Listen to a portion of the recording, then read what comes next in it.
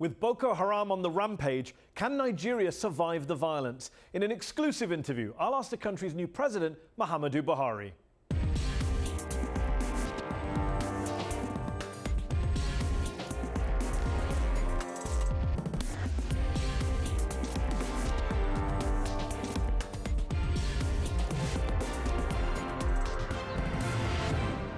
I'm Mehdi Hasan, also on the show. Before the recent outbreak of violence in Israel and the occupied territories, I sat down with the retired Saudi general who's been in secret talks with Tel Aviv. So, are Saudi Arabia and Israel cozying up in a new anti-Iran alliance? And should Palestinians feel betrayed? That's our debate. But first, another week, another round of suicide bombings in Nigeria, Cameroon and Chad. How do you defeat a group as vicious as Boko Haram? With the US announcing plans to send 300 troops to Cameroon to aid in the fight, can Nigeria's new president deliver on his promise to stamp out Boko Haram by the end of the year? This week's headliner from Abuja, Nigerian President Muhammadu Buhari.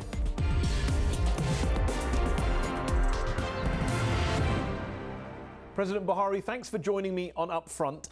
Earlier this year, you became the leader of a country facing a huge drop in the price of its biggest export, oil, with corruption out of control and with Boko Haram still massacring hundreds of Nigerians month after month. Is it fair to say that your country is in a state of crisis? Yeah, certainly we have been going through crisis, which we properly articulated during our campaigns, and we identified security, problem of economy, unemployment, and corruption, as we mentioned. But since we were sworn in, I believe positive action has been taken, and the results are very clear to us here and to those who are keenly observing our development. We have been able to reorganize the military. They have retrained. They are in the process of re-equipping, and they are certainly gaining grounds against Boko Haram. Let's talk about Boko Haram, whose brutal campaign of violence has led to more than 20,000 deaths. Since 2009, more than 1.5 million Nigerians displaced from their homes in the north of the country. You've told your army chiefs, I believe, that you expect Boko Haram to be defeated by the end of this year, by December. Surely that's completely unachievable. That's a fantasy deadline. Yeah, well, you are entitled to your own opinion. When I gave the service chiefs a target of end of December, it's because I'm physically on the ground. And maybe you would like to recall that we have got a Lake Chad Basin Commission comprising Cameroon, Chad, Niger, Nigeria, and Benin.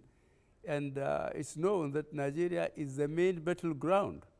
And we have agreed among ourselves to dedicate a number of troops in certain places by the end of last month, so that with the coming of the dry season, by the end of there will be a spontaneous move against Boko Haram in their area of operation in the sub-region. But you say you want them defeated by December. They spent the past week blowing up targets in Nigeria, in Cameroon, in Chad. More than 1,000 people have been killed by Boko Haram since you were elected president in March of this year. Things don't seem to be getting any better. Nigerians don't seem to be any safer. On the ground, physically, things are getting better. I have just mentioned that after the reorganization, we put new service chiefs. Troops that were in the front were put back, retrained, re-equipped, and sent back again. And if you are observing clearly the area of operation, the two states, mainly Borno and Yobe, Boko Haram is mainly reduced now to using IEDs, improvised explosive devices, in Mr. President, 1,000 people dead since you were elected president. That doesn't sound like Nigerians are safer from Boko Haram. Yes, well, at least we are being honest about it. Whenever there is an attack, there are casualties, we mention it. We don't hide anything from anybody. But definitely in terms of occupying ground, we are gaining ground, and Boko Haram is virtually now confined to Sambisa forest. And with night operations, well coordinated, they are really fully disorganized. And as soon as the rainy season comes, which is by the end of the year, coinciding by what promise we made, Boko Haram will virtually be out of their main stronghold. And that will be the end of it. But what we cannot guarantee, really, is the question of using IEDs, improvised explosive devices, in public places. That operation by Boko Haram may continue beyond the targets that we gave. But articulated attack by Boko Haram on townships, on military installations will certainly stop. And if you don't meet your December deadline, what will you do? Will you apologize? Will you resign? What's the repercussions if you don't meet your deadline? Well, one thing you will certainly remember, I will not resign. I will be determined to stay and fight it out. Okay, and it's been 18 months now since more than 200 Chibok schoolgirls were taken captive by Boko Haram. They've still not yet been found. When you were running for president, you said to Al Jazeera that the then government knew where they were, and you attacked your predecessor for not giving a, quote, cohesive reason as to why he couldn't rescue the girls. Now you're in charge of the government, so why haven't you been able to find them yet? We have an idea where the girls are. Our main problem is, and what we promised to the constituencies where these girls have been abducted to, that we wanted to rescue them alive. There are Boko Haram leadership that wanted us to discuss, but we have to prove they are bona fide. We want to make sure they have to prove to us that they are alive, they are well, and then we can promise them and negotiate with them. So you will negotiate with them? You would do a deal with Boko Haram, offer them money or a prisoner exchange? You're willing to do that to get the girls back? Yeah, we said it and we meant it. If we are satisfied that the girls are alive. What will you offer if they're alive? What will you offer, money or prisoners? Well, it depends on the negotiation with the leadership of Boko Haram. Okay, the Nigerian military hasn't just failed to defeat Boko Haram, it's also carried out massive human rights abuses in the process. The US State Department, the European Parliament, Human Rights Watch, Amnesty International, they've all documented extrajudicial killings, torture, arbitrary arrests, burning down of homes, plenty of abuses by the Nigerian military. What are you doing as president and as a former general to stop all of that from happening? We promise to investigate and punish all those that are responsible. You say you're going to investigate and prosecute. Amnesty International this week opened an office inside of Nigeria. But have you done what Amnesty has recommended? They've given you the names of several senior military officers who should be investigated for war crimes. You've sacked a couple of them, but have you actually investigated them? Are you going to prosecute those 9 named individuals that Amnesty International has given you? I haven't received that report personally. But the reorganization of the military is part of the compliance with the observation raised by Amnesty International. If I get those documents, the way you seem to be so confident to have received them. Well, they're available publicly online. They were published a month after you took office.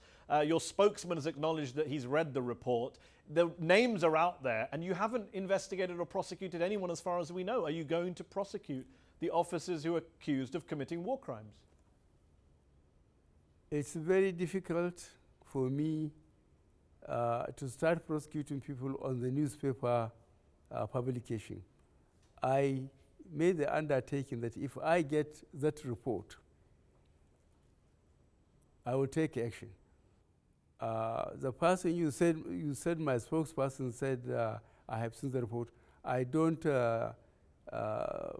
think any of my spokesperson, the bona fide my spokesperson, has given me that report, and I just put it in the waste paper basket or somewhere. But Mr. President, this is not a new report. This has been going on for years. John Kerry, the US Secretary of State, talked about human rights violations from the Nigerian military in 2013. Human Rights Watch documented the burning of homes, torture in 2014. This is not a new allegation.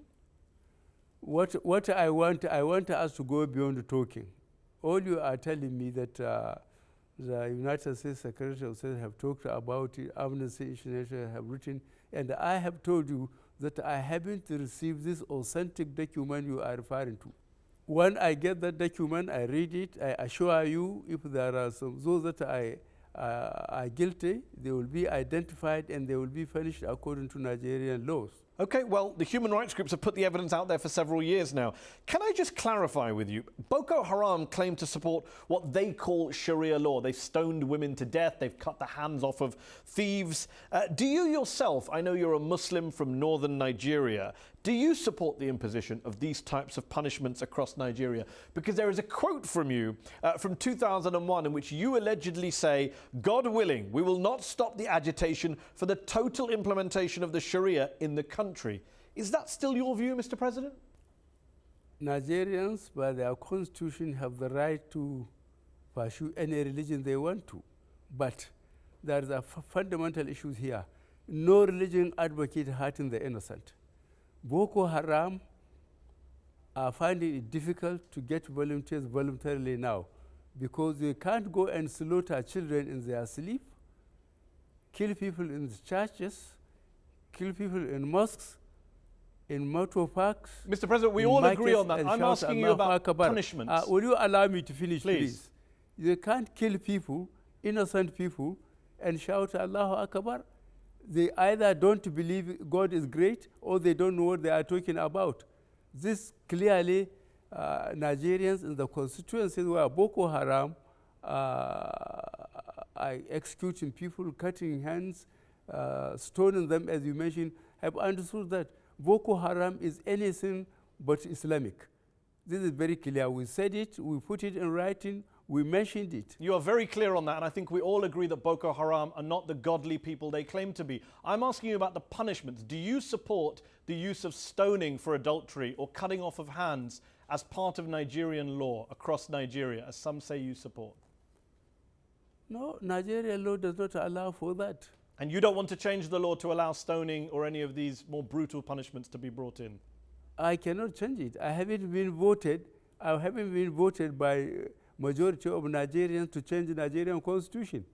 Just before we finish, one last question. You ran for election on a campaign of change. You were the change candidate. Many people would say you're a 72-year-old ex-general. You were a military ruler, a military dictator in the 1980s. How are you the change that Nigerians want, that young Nigerians are so keen for? And can you guarantee that you won't become a dictator again? Under this system, I cannot be a dictator. I have just told you the system we are following now. The people I wanted to be in my cabinet, I have to send them to the Senate. And it's up to the Senate to find them suitable or unsuitable to be in the Nigerian cabinet. Whatever the Senate brought back by the constitution of our country, I have to act on it. Do you regret your rule in the 80s? You were accused of human rights abuses, of being a military dictator, of clamping down on the press. Do you regret that period of your life? Now you're a Democrat? If there is any injustice that can be proved against me when I was there, I will gladly apologize. But trying to stop corruption and indiscipline is not an injustice. And in fact, my coming back now under a different system is because of my performance in the last time where I was being accused of dictatorship. Because people have seen discipline, they have seen accountability, they have seen order, and therefore they wanted it back. That's why the majority of Nigerians now voted me back under a different system. Mr. President, I believe we've run out of time. You have to go. Thank you so much for joining me on UpFront. Very kind of you. Thank you. You don't need me to tell you that when it comes to the stats on gun deaths, the United States is in a league of its own. But here's 3 things you may not be aware of when it comes to the politics behind the gun control debate in the US. First, did you know that the much-cited Second Amendment I am extremely pro-Second Amendment. has provided Americans with an individual right to bear arms for only the last 7 of the country's 239-year history? Yet, prior to a very controversial Supreme Court ruling in 2008, most US Supreme Court justices and attorneys general going back more than 2 centuries agreed that the Second Amendment was about protecting military or militia activities rather than, say, disturbed young men trying to buy assault rifles at gun shows. Former Supreme Court Chief Justice Warren Burger called the so-called Second Amendment objection to gun control one of the greatest pieces of fraud on the American people by any special interest group. Burger was referring, of course, to the National Rifle Association, the NRA. But did you know that up until the 1970s, the NRA wasn't all that interested in gun rights and more interested in gun safety and, yes, even gun control? In fact, while this is what the NRA boss says now, American gun owners will never surrender our Second Amendment freedom, period. This is what the NRA president told Congress back in 1934. Carrying guns should be sharply restricted and only under licenses. So basically, the NRA doesn't agree with the NRA. Third, most US conservatives these days are quick to invoke their hero, former President Ronald Reagan. I'm a Reagan conservative. But did you know, and do they know, that Reagan, who remember was shot in the chest in 1981, backed gun control in 1991. In fact, earlier as governor of California, Reagan signed into law a 15-day waiting period on handgun sales. What a traitor. The reality is, Reagan quite liked the idea of background checks, the NRA hasn't always opposed gun control, and the Second Amendment hasn't always meant what people think it means.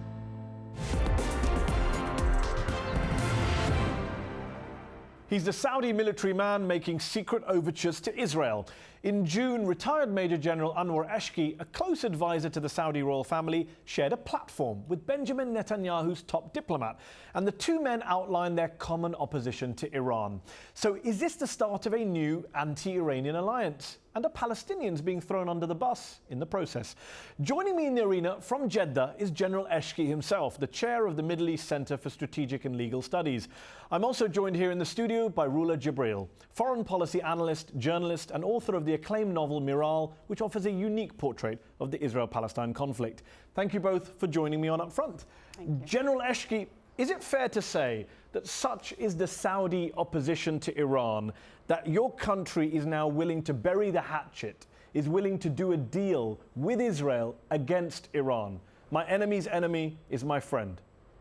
This is not accurate from me because Saudi Arabia against the regime of Iran, and Saudi Arabia different point of view from Israel. Israel worried about the atomic bomb, but Saudi Arabia worried about Iran to interfere and to destabilize the area in Arab countries. For that reason, there is different point of view between us and Israel. But what do you want the relationship between Saudi Arabia and Israel to be? What do you want it to be like? Saudi Arabia want Israel announce that they accepting the Arab initiative. Then we can discuss with Israel, maybe Palestinians discuss with Israel, and Saudi Arabia support that. We don't like Israel become isolated in the area. We don't like Israel become fighting the Palestinian and Palestinian fighting them, and we are fighting them. We have to cooperate together. This is my idea about that. Rula Jibril, he says he wants peace with Israel. He wants them to accept the Saudi peace plan of 2002, and he's worried about Iran destabilizing the region. So he's talking to Israeli people, Israeli officials. What's wrong with that? There's nothing wrong with that. Actually, it's great that now the Saudis are trying to talk, except that the Saudis don't understand two things. One is Iran has a role in destabilizing the region, but they have a bigger role in destabilizing the region. Look what we are seeing. Who has a bigger role in? Saudi Arabia. Look at their interference. They are financing terrorists and tyrant alike with one goal: to export their Wahhabi, exclusionary, puritanical sect of Islam. And everybody else has to be killed, whether they're Shia or Sunni moderates. Regarding the Palestinian issue, it's a smokescreen. The Israelis have spoken, General, and have spoken clearly. And in a democracy, and I know that you don't maybe understand how democracy works, it's very clear. When people vote for government and decided for the Netanyahu government, and the Israeli voted for that government doesn't want any peace initiative, not the American one, let alone the Saudi one. Let General Eshki respond. We in Saudi Arabia did not support the radicals. We are against the radicals. General Eshki, you have to explain to the people why ISIS in their capital Raqqa have Saudi textbooks, because you have more in common with ISIS than any other group in the area. Ruler, let me ask you a question. A recent poll showed that 52% of Saudis say they see Iran as the biggest threat to Saudi Arabia, and only 18% say they see Israel as a threat. What would you say to those who say that General Eshki, when he reaches out to Israel against Iran, he's simply reflecting Saudi public opinion? He's doing what his people want. But this is what Saudi have been trying to do since the beginning of their establishment, that their form of Islam is the only legitimate path to God. The polls are reflecting that kind of ideology and that kind of mentality. It's not far away from what ISIS is doing. Okay, let me bring the subject back to what we were discussing. Saudi Arabia has constantly said it's a champion of the Palestinians over the years. How do you think Palestinians feel when they hear you refer to Benjamin Netanyahu as a strong leader and a logical leader, you called him? I told about him a strong leader and logical leader because that means not strong against Arabs, but I said he is strong in his country. He can announce about that, because the fanatics in Israel, the radical in Israel, when they accept the initiative, all the Israeli will accept that. Let's let the smoke screen aside. You are actually dialoguing with a right-wing government who's oppressing Palestinian peoples, negating them any kind of rights, that is actually very vocal about annexing the whole land. General, what you are doing is actually selling out the Arab cause, the Palestinian cause, in the name of one thing, Wahhabism and anti-Shiite sentiment. The Saudi, you know, we didn't make difference between Shia and Sunnah. I am living with Shia and Sunnah in Medina. No any problem with that. But Iran tried to use that to make separate for between Shia and Sunnah. A lot of Palestinians say that Saudi Arabia is willing to bomb Yemen for 6 months, the poorest country in the Middle East. But when Israel is bombarding Gaza, there's no Saudi Air Force in sight. There are no Saudi troops ever coming to the rescue of Palestinians in Gaza. What do you say to them? Yeah, not Saudi Arabia only. We are not bombing the people. We are bombing the But you're taking military action in weapons, Yemen. The rockets and like that. Well, actually, you've actually bombed lots of dairy factories and power stations. But deal with the bigger point that you're willing to take military action in Yemen, but you never take any kind of steps to physically protect the Palestinians in Gaza when they're being bombed. That's what a lot of Palestinians say. The difference, I told the Iranian about that. I told him, you support the Palestinian by weapons, but we support the Palestinian with the money. When we support the Palestinian with money, we want them to live, General. to live good. And you under give him weapons, General, under to destroy occupation. themselves. You're not challenging Israel on the two major issues that are relevant to the Palestinian. It's the occupation of the West Bank and Gaza and East Jerusalem, and on the segregations of almost 1.5 million Palestinians inside Israel. You not only betray the Palestinians or even the Israelis, who I hope are not delusional to rely on you, you're betraying the whole Arab Muslim cause. General, we've got to finish. I want to ask you one last question. Given you've become known for this initiative of yours and this outreach, how long do you think it is? How many years do you think it will be till we see a Saudi embassy in Tel Aviv? You can ask Mr. Netanyahu if he announced about that he accept the initiative. After that, and give all the rights of Palestinian, Saudi Arabia will start to make embassy in Tel Aviv. We're going to have to leave it there. Thank you both for joining me in the arena. That's our show. UpFront will be back next week.